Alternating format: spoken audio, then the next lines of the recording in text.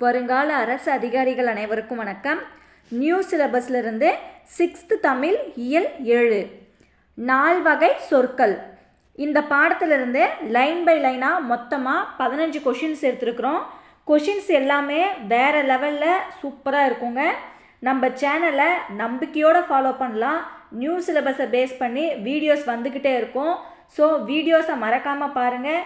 சேனலை மறக்காமல் சப்ஸ்கிரைப் பண்ணி வச்சுக்கோங்க. அப்போ தான் நம்ம போடுற ஒவ்வொரு வீடியோக்குள்ள நோட்டிஃபிகேஷனும் உங்களுக்கு அப்டேட் ஆகிட்டே இருக்குங்க. கொஷின்ஸ் நல்லா இருந்தால் உங்களுடைய ஃபீட்பேக்கை கமெண்ட்ஸில் பதிவு பண்ணுங்கள். அந்த ஃபீட்பேக் தான் நான் அடுத்த வீடியோ போடுறதுக்கு உண்டான மோட்டிவேஷனாக இருக்கும். ஆல்ரெடி நம்ம சேனலில் 6th தமிழ் இலக்கணத்திலிருந்து இயல் 1 to 6 வரைக்கும் கம்ப்ளீட் பண்ணியாச்சுங்க. அதுக்குண்டான பிளேலிஸ்ட்டும் க்ரியேட் பண்ணியாச்சு. அந்த பிளேலிஸ்ட்டுக்கான லிங்க்கு டிஸ்கிரிப்ஷனில் இருக்குது. பார்க்காதவங்க மறக்காமல் பார்த்துட்டு வந்துடுங்க. நம்ம டெலகிராம் குரூப்போட லிங்க்கும் டிஸ்கிரிப்ஷனில் இருக்குது. ஜாயின் பண்ணாதவங்க மறக்காமல் ஜாயின் பண்ணிக்கோங்க. வாங்க வீடியோக்குள்ளே போகலாம். 1வது கொஷின், ஒன்றுக்கு மேற்பட்ட எழுத்துக்கள் தொடர்ந்து வந்து பொருள் தருவது டேஷ் எனப்படும். ஆன்சர் சொல். சொல்னா என்ன? தமிழில் சில எழுத்துக்கள் தனித்து நின்றும் பொருள் தரும். ஒன்றுக்கு மேற்பட்ட எழுத்துக்கள் தொடர்ந்து வந்தும் பொருள் தரும். இவ்வாறு பொருள் தருபவை சொல் எனப்படும். சொல்லிற்கு பதம், கிளவி என்ற வேறொரு பெயரும் உண்டு. இப்போ தனித்து நின்று பொருள் தருபவை, எடுத்துக்காட்டு பூ, தீ, மை. இப்போ இது எல்லாமே ஒரே ஒரு பொருளை தரக்கூடியவை, அதாவது தனித்து நின்று பொருள் தருபவை. ஓரெழுத்து ஒரு மொழிகள். ஓரெழுத்து ஒரு மொழிகள் மொத்தம் எத்தனை இருக்குது? 42. இந்த ஓரெழுத்து ஒரு மொழிகள் தனித்து நின்று பொருள் தருபவை. ஒன்றுக்கு மேற்பட்ட எழுத்துக்கள் தொடர்ந்து வந்து பொருள் தருபவை அப்படின்னா கடல், தங்கம். இப்போ இதெல்லாம் பாருங்க, ஒன்றுக்கு மேற்பட்ட எழுத்துக்கள் தொடர்ந்து வந்து பொருள் தருகிறது. இதனால தான் ஒன்றுக்கு மேற்பட்ட எழுத்துக்கள் தொடர்ந்து வந்து பொருள் தருவது சொல் எனப்படும்.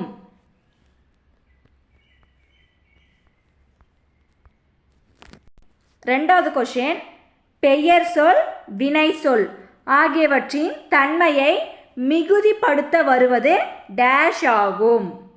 ஆன்சர் உரிச்சொல். மிகுதிப்படுத்தனா என்ன? மிகுதிப்படுத்தனா அதிகப்படுத்த, அதாவது நீண்டு ஒலிப்பவை அப்படின்னு சொல்லி அர்த்தம். எடுத்துக்காட்டு மாநகரம், மாநகரம். பெயர் சொல், வினை சொல் ஆகியவற்றின் தன்மையை மிகுதிப்படுத்த வருவது உரிச்சொல் ஆகும். எடுத்துக்காட்டு மாநகரம். 3வது கொஷின், வினை சொல்லுக்கு எடுத்துக்காட்டுகளில் தவறானது. ஆன்சர் இவை அனைத்தும். வினை சொல்லுக்கு எடுத்துக்காட்டு என்னன்னா வா, போ, எழுது, விளையாடு. இது எல்லாமே ஒரு செயலை குறிப்பவை. அதனால தான் வினை சொல்லுக்கு செயல் என்ற மற்றொரு பெயரும் உண்டு. அப்போ பாரதி, பள்ளி, காலை இதெல்லாம் பெயர் சொல்லுக்கு உண்டான எடுத்துக்காட்டுகள் ஆகும்.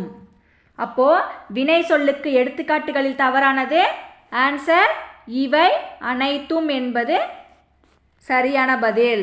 இப்போ இது எல்லாமே தவறு.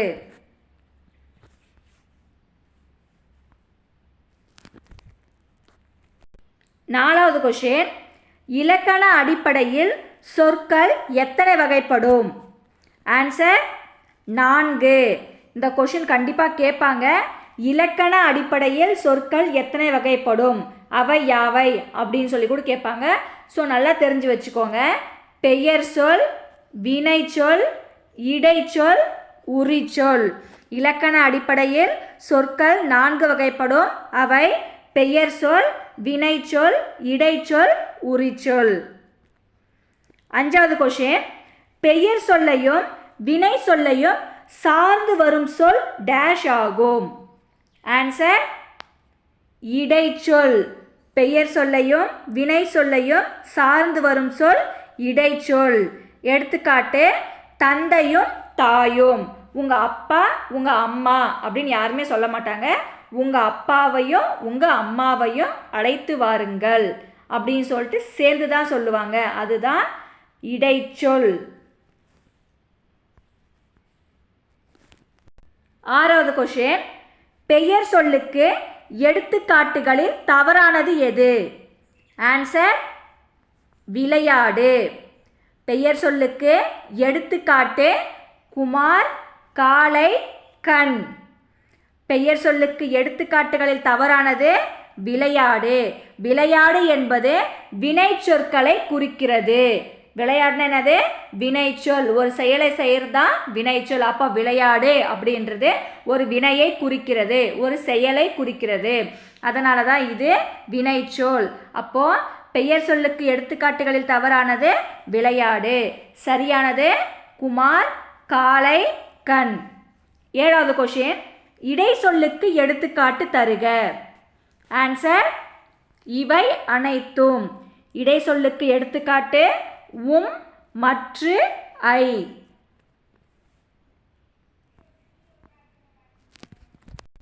8வது கொஷின், டேஸ் சொற்கள் தனித்து இயங்காது. ஆன்சர் இடைச்சொல். இடைச்சொல் ஏன் தனித்து இயங்காது? ஏன்னா பெயர் சொல்லையும் வினை சொல்லையும் சார்ந்து வரும் சொல் இடைச்சொல். ஸோ இடைச்சொல் தனித்து இயங்காது.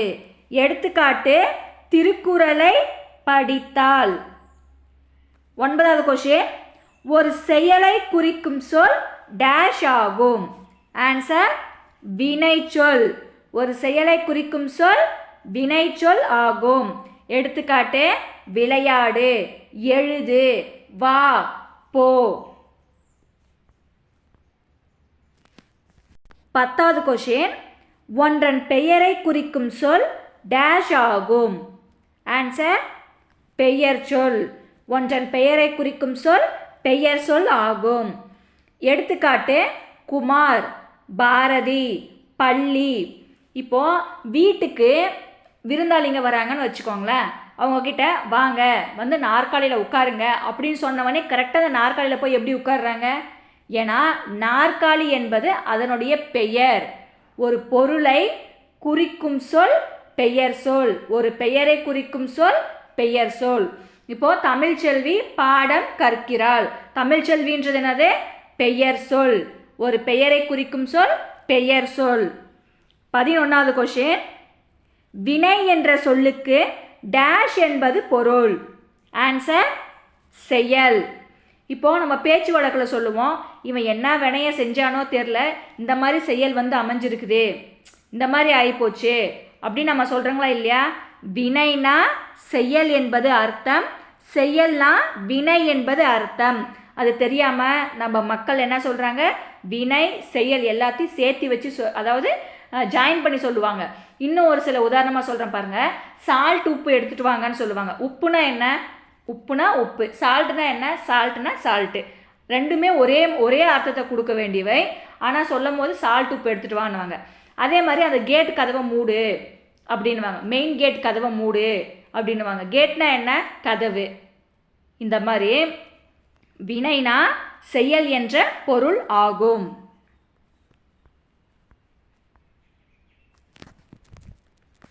12வது கொஷின், இலக்கண அடிப்படையில் 4 வகையான சொற்கள் யாவை? ஆன்சர் இவை அனைத்தும். இந்த கொஷின் ரொம்ப முக்கியங்க. ஸோ தெரிஞ்சு வச்சுக்கோங்க. இலக்கண அடிப்படையில் 4 வகையான சொற்கள் பெயர் சொல், வினைச்சொல், இடைச்சொல், உரிச்சொல். பெயரை குறிக்கும் சொல் பெயர் சொல், வினையை குறிக்கும் சொல் வினைச்சொல், அதாவது செயலை குறிக்கும் சொல் வினைச்சொல். பெயர் சொல்லையும் வினை சொல்லையும் சார்ந்து வரும் சொல் இடைச்சொல். பெயர் சொல், வினை சொல் ஆகியவற்றின் தன்மையை மிகுதிப்படுத்த வருவது உரிச்சொல். அப்போ இலக்கண அடிப்படையில் 4 வகையான சொற்கள் பெயர் சொல், வினைச்சொல், இடைச்சொல், உரிச்சொல். ஆன்சர் இவை அனைத்தும்.